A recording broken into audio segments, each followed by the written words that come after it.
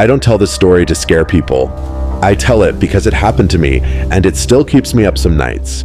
You ever notice how quiet a house gets when you're alone? The kind of quiet that makes your ears ring, like the walls are waiting for you to move. That's when I first heard it, a soft hum coming from the clock by my bed. I thought it was nothing, just old wiring maybe. But then I saw the tiny hole above the numbers, pointing right at me. I leaned closer, and that's when it hit me. Someone had been watching. Not just that night. Every night. Maybe even while I slept. People think things like this only happen in movies, but I know better now. Some cameras never stop recording, even after the person behind them is gone. Welcome to my story, the one I wish I could forget. Stay until the end, and if you can handle it, subscribe before you go.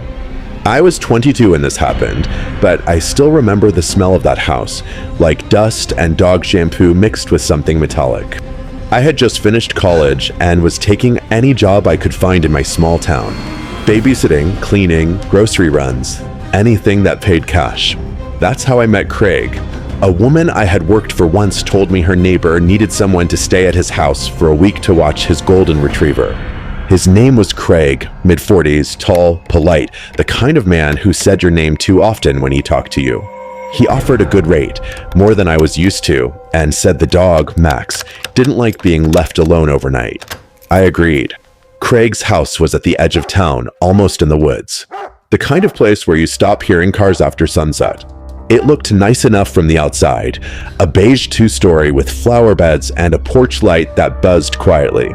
Inside, it felt older, like nothing had been changed since 2005. Beige carpets, fake plants, floral curtains. He showed me around, told me what food I could use, where the spare key was, and pointed to the guest room just off the living room. He smiled a lot, but his eyes didn't. When I mentioned how quiet the area was, he said that was the best part. No one around to bother you. The first 2 nights were peaceful. I'd watch TV in the living room, take Max for a walk, and then sleep with him curled at my feet. The woods outside were darker than I was used to, but the dog made me feel safe. By the 3rd night, that changed. I was sitting on the bed scrolling through my phone when I noticed the alarm clock on the dresser. It didn't fit with the room.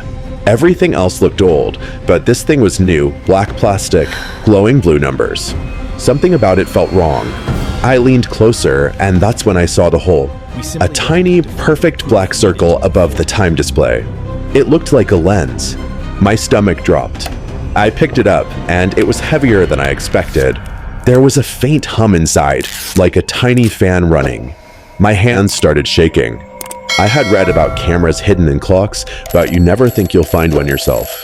I turned it around, staring at that little hole, and for a second, I thought I saw my own reflection in it, like an eye staring back.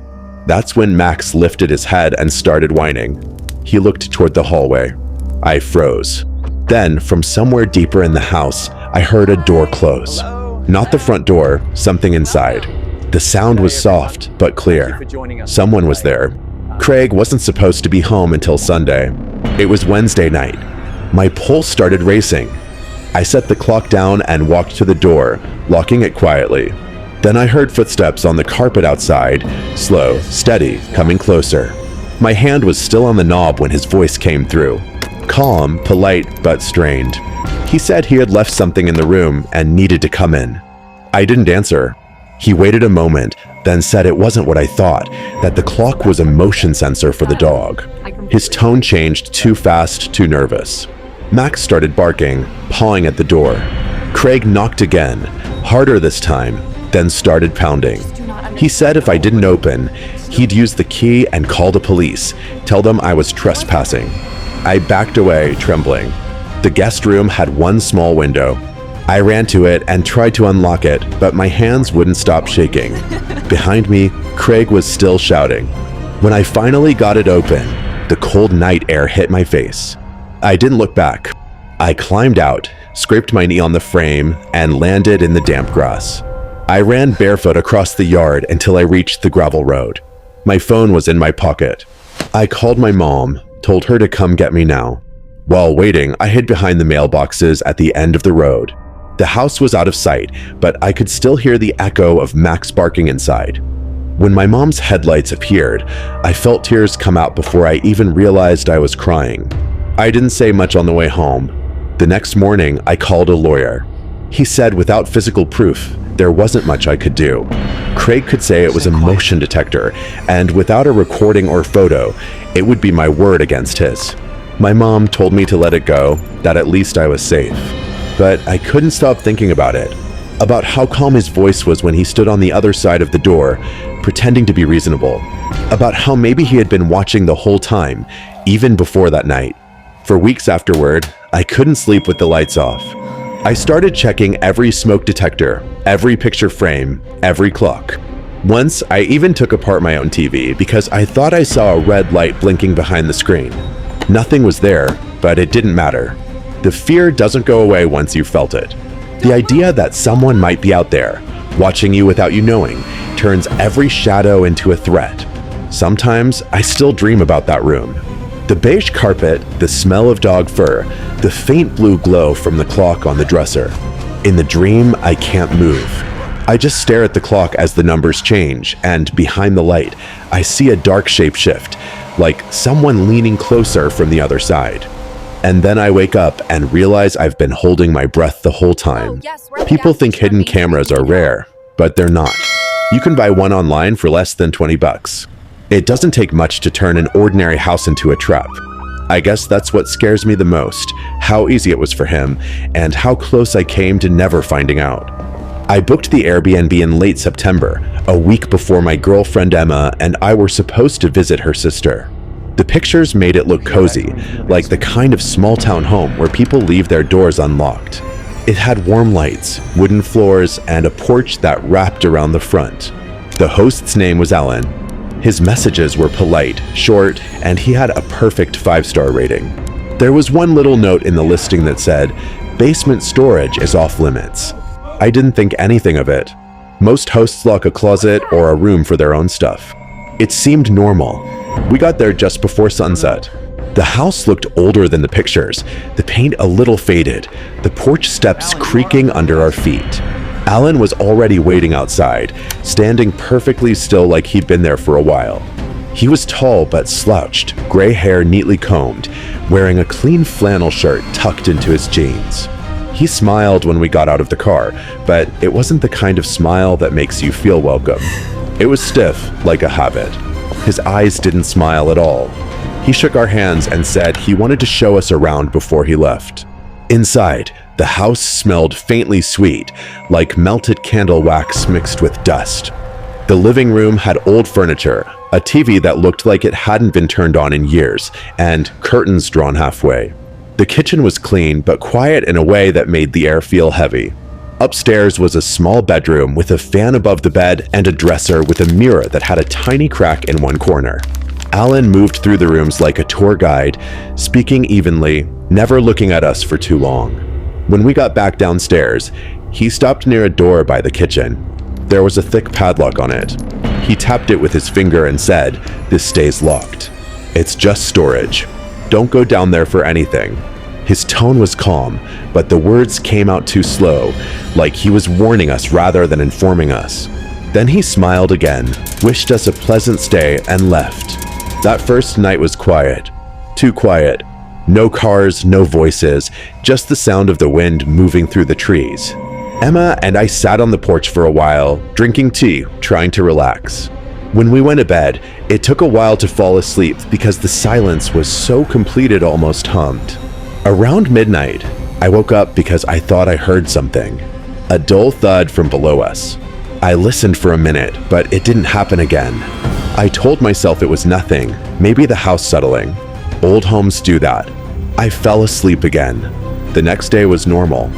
We met Emma's sister, had lunch in town, came back after dark, and made dinner. Around 2 in the morning, I woke up again. This time the sound wasn't a thud. It was a dragging noise, long and slow, like something heavy being pulled across concrete. It stopped, then started again. I froze. My first thought was that Alan might have come back to get something, but he had told us he wouldn't be around during our stay. I held my breath and listened.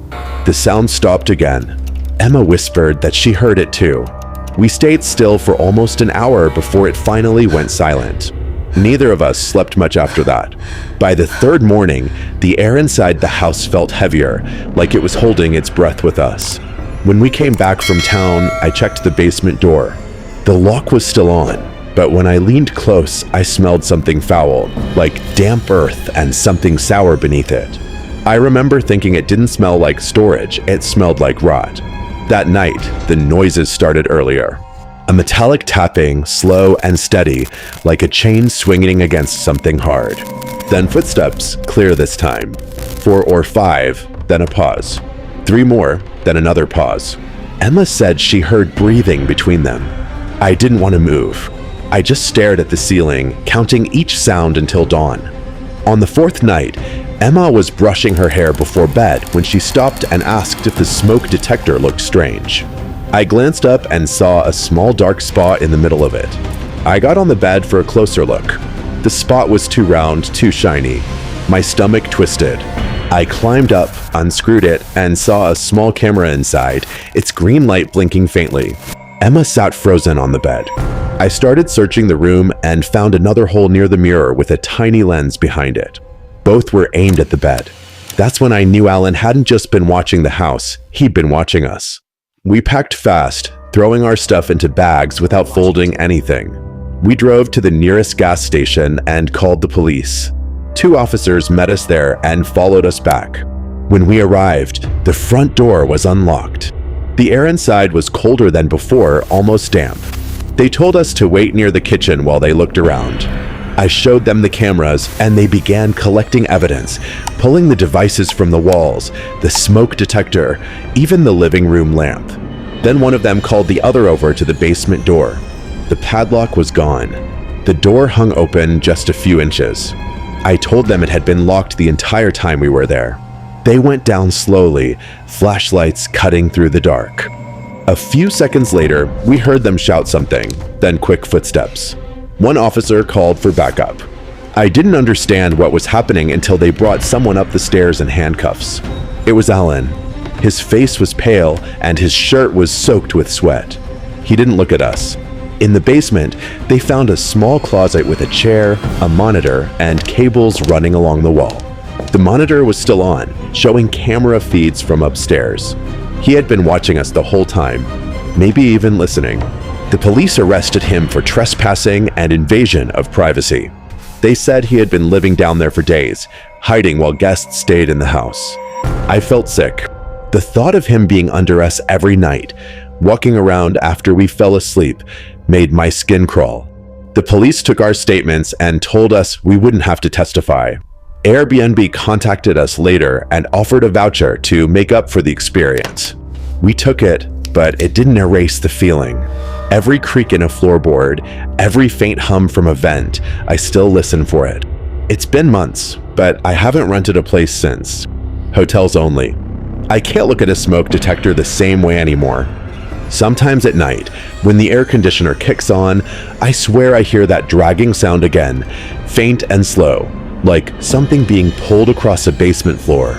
And I always wonder if Alan is out now, if maybe there are other houses, other cameras, other people who haven't realized yet that they're not alone down there. My name is Joe, and this happened just a week ago. I live in a 2-bedroom apartment in the city. Nothing special, just a small place with white walls, thin carpets, and a faint smell of paint that never seems to go away. My roommate's name is Eric. I didn't know him before moving in. We met through a Facebook housing group. He seemed normal enough, maybe a little awkward, quiet, polite. The kind of guy who keeps to himself, which I thought was perfect. I just needed someone responsible, someone who paid rent on time and didn't bring trouble home. For the first couple of months, things were fine. He worked nights at a warehouse, and I had a regular 9-to-5 job. Our schedules were so different that I rarely saw him. I'd leave for work when his door was still closed, and when I came home, he was already gone.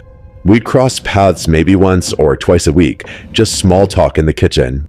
He always looked tired, his eyes slightly red, like he hadn't been sleeping well. Sometimes he smiled, but it always seemed forced, like he was pretending to remember how to do it.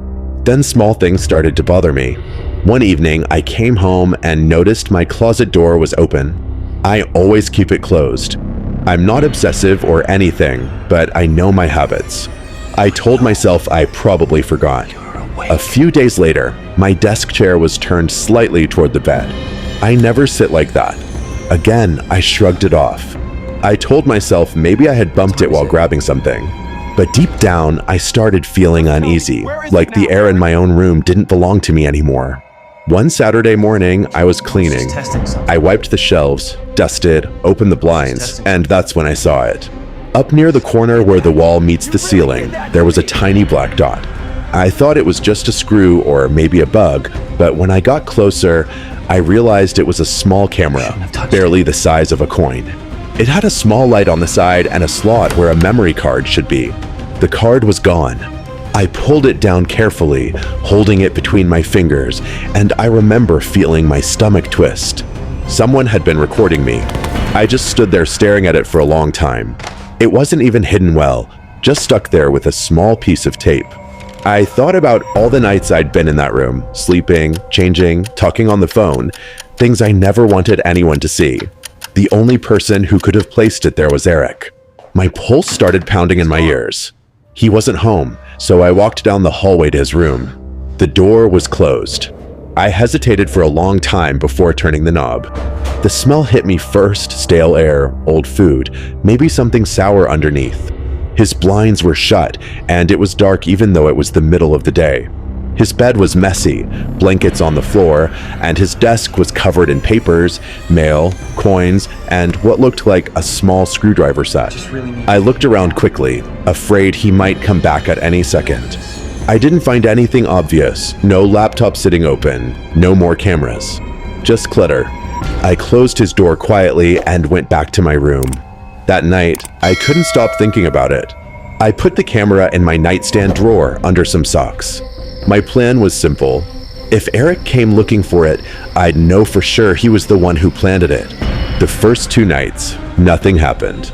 I almost convinced myself I was being paranoid. But on the 3rd night, I woke up around 3 in the morning. At first, I didn't know why. The apartment was quiet, but then I heard a soft sound, like wood sliding against wood. It came from the nightstand beside my bed. I kept my eyes barely open, pretending to be asleep.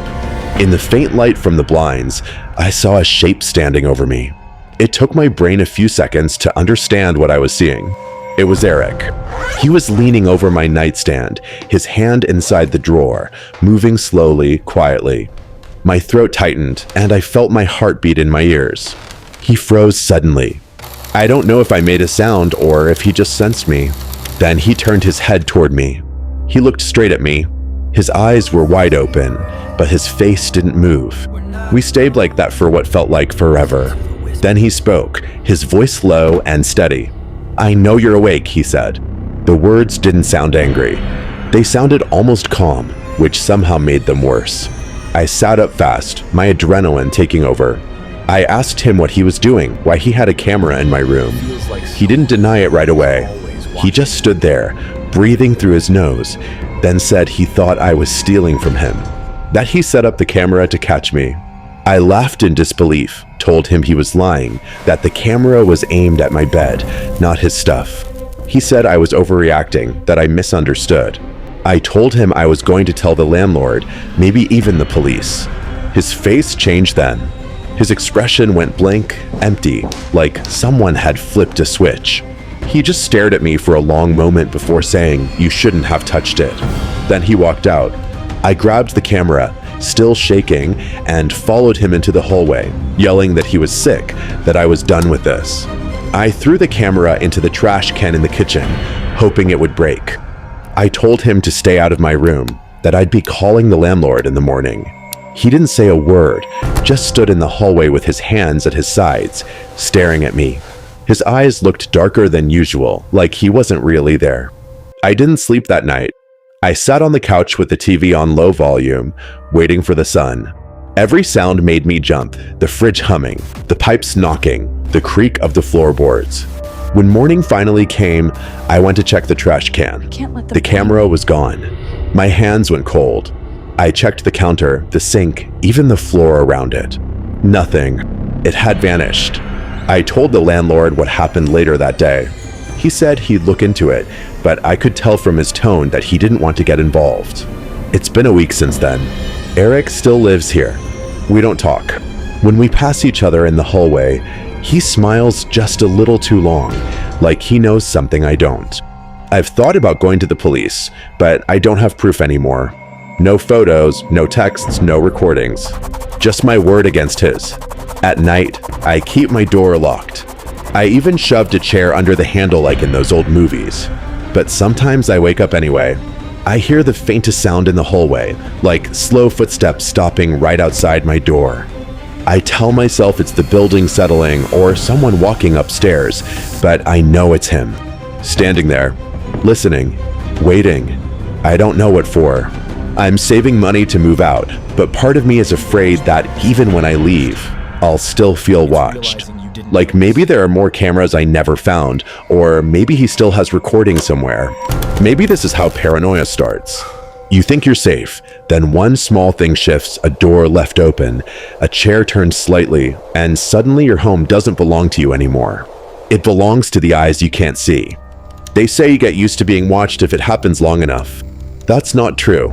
You never get used to it. It stays in your body like a sickness that never leaves. For weeks after everything that happened, I couldn't shake the feeling that someone was still looking at me. Not through a window, not even through a screen, but through the air itself, like the walls had eyes. 3 stories, 3 different people.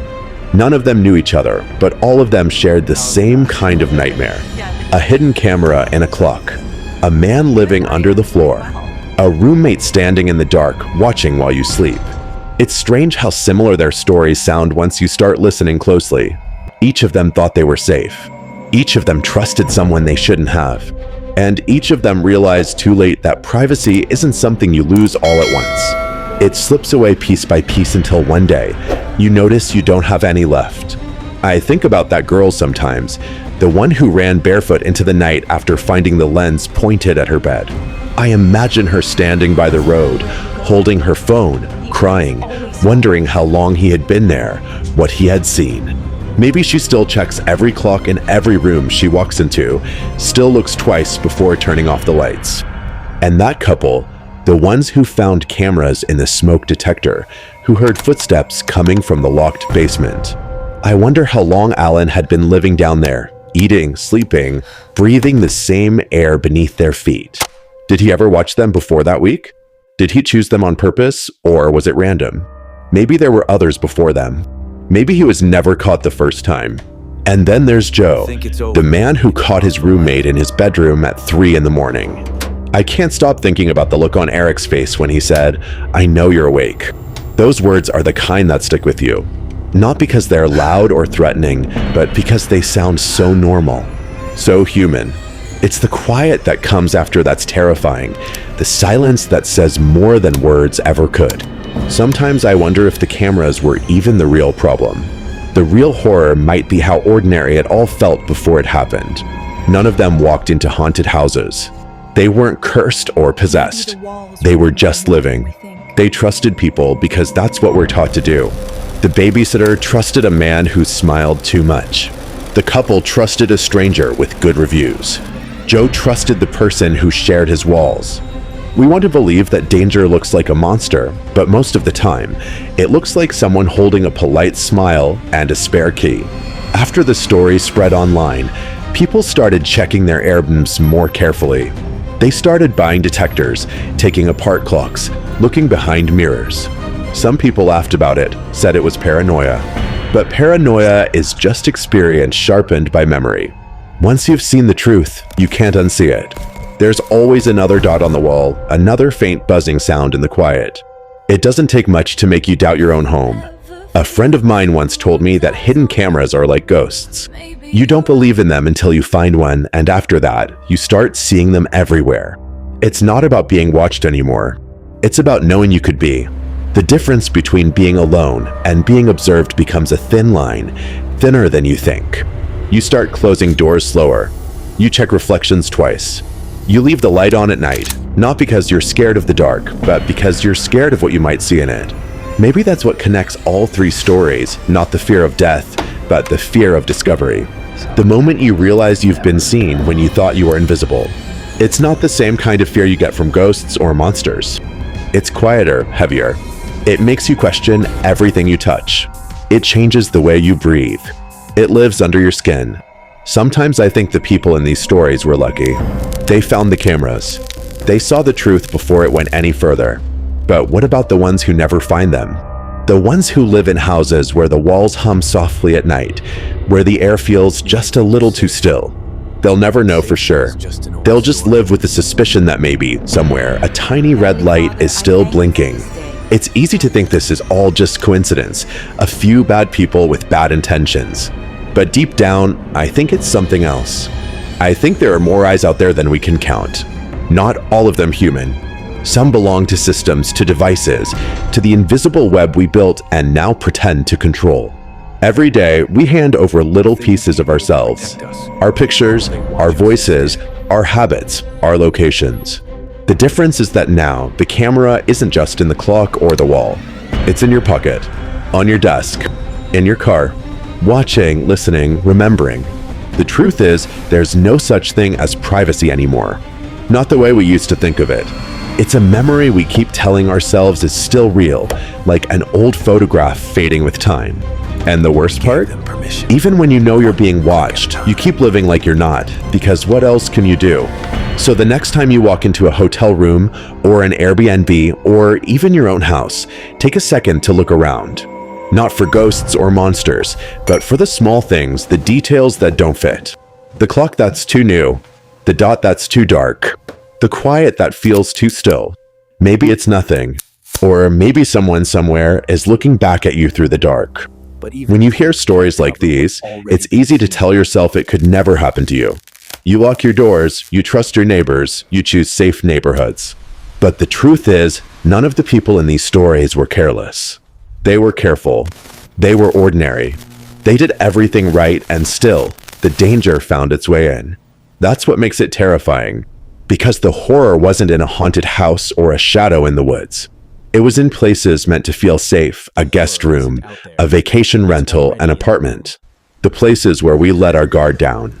The first girl trusted a man because he seemed polite. She learned that a smile can hide worse things than anger. The couple trusted a home because it looked warm and familiar. They learned that not every locked door is meant to keep people out. Some are meant to keep secrets in. And Joe trusted someone simply because they shared a roof. He learned that evil doesn't always announce itself. Sometimes it just watches quietly and waits. We all like to think we'd notice if something was wrong. But real danger doesn't come with sound effects. It creeps in quietly, through comfort, through routine, through the things we stop questioning. And by the time we realize what's happening, someone else may already know our patterns when we sleep, when we shower, when we turn out the lights. That's not superstition. That's reality. If you ever find yourself in a place that feels wrong, even if you can't explain why, trust that feeling. Look closer. Cameras hide in ordinary things: smoke detectors, alarm clocks, picture frames, fence lamps. The signs are small: a faint buzz, a blinking light, a hole where it doesn't belong. You don't have to be paranoid to be careful. You just have to remember that privacy isn't guaranteed anymore. Not in a stranger's house, not online, sometimes not even in your own. But there's something else to remember too. Fear doesn't have to own you. The people in these stories survived because they acted when it counted. They ran, they called for help, they trusted their instincts. Maybe that's the real lesson, not that the world is full of monsters, but that sometimes the only thing standing between you and danger is how quickly you believe yourself. So tonight, when you turn off your lights and lie in bed, take a second to listen to the quiet. If it feels too still, too perfect, too silent, don't ignore it. Maybe it's nothing. Maybe it's just the sound of your own breath. Or maybe it's something else, something that's been watching longer than you know. And if this story made you think twice, if it made you look around your room even once, then remember, that's not paranoia. That's survival. Subscribe before you forget, because the next story might already be happening somewhere near you. You're still there.